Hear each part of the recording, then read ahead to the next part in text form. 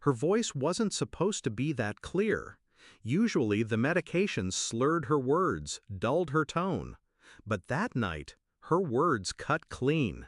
"He's just a free servant, nothing more." I stood in the hallway, still, invisible. Dinner tray in one hand, diaper in the other. 15 years of routine, 15 years of lifting, washing, feeding, enduring. I thought she was alone. But the screen was lit. FaceTime. His face smiling back. Someone I didn't recognize. Someone she didn't expect to betray her like that. I watched her laugh. That laugh. The one she hadn't used on me in over a decade. My heart didn't race. It stopped, slowed, went quiet. I walked in, placed the diaper in her limp hand, met her startled eyes, and whispered, "Good luck." They say tragedy binds people, that suffering builds stronger foundations. But suffering also wears you down, grinds you until you forget your own name. I didn't sign up to be her caretaker. I signed up to be her husband. But after the accident, car crash, broken spine, long nights in rehab, I became something else. Not a man, not a partner, a nurse with a ring on his finger. The early years were the hardest. Sponge baths, bed sores, night terrors.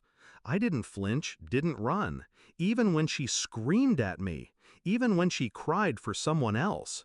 I stayed, because love was supposed to mean that. But love turned into duty.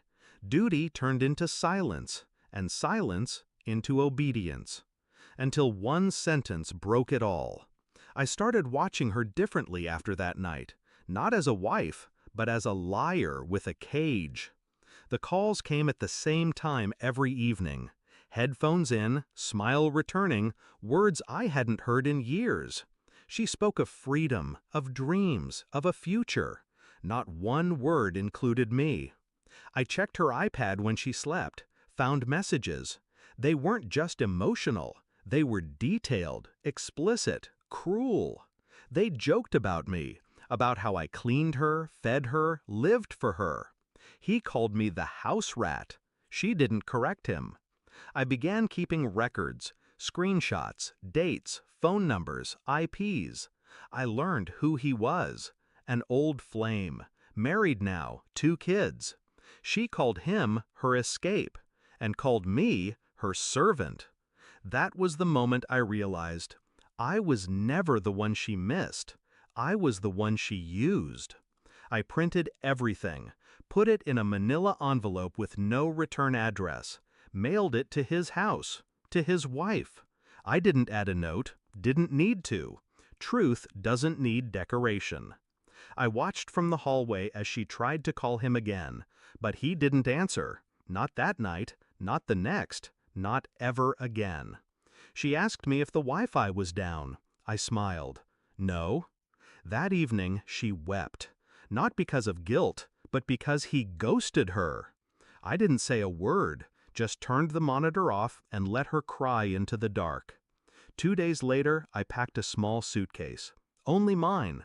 She asked where I was going. Her voice had that soft panic again. I'd only heard it once before, the day of the accident. "You can't just leave," she said. I turned, picked up the same diaper I once placed in her hand, laid it on her lap, gently. "You said I was a free servant," I replied. "Time to start paying someone." Her face twisted. "You promised." I leaned closer. "And you unpromised everything when you laughed at me behind my back." She reached out, but her hand didn't work the way it used to. Just like her heart, just like my forgiveness. I didn't look back. The apartment's small, quiet, but it's mine. No alarms, no monitors, no feeding schedules, just peace. People ask where she is. I say, being cared for. They think I'm noble. I let them. Sometimes I sit by the window and remember how she used to look before the crash, before the bitterness, before the rot. I cared for her for 15 years, carried her through hell. But what they never tell you is, Sometimes hell follows you home and sleeps in your bed, and if you're not careful, you mistake chains for vows.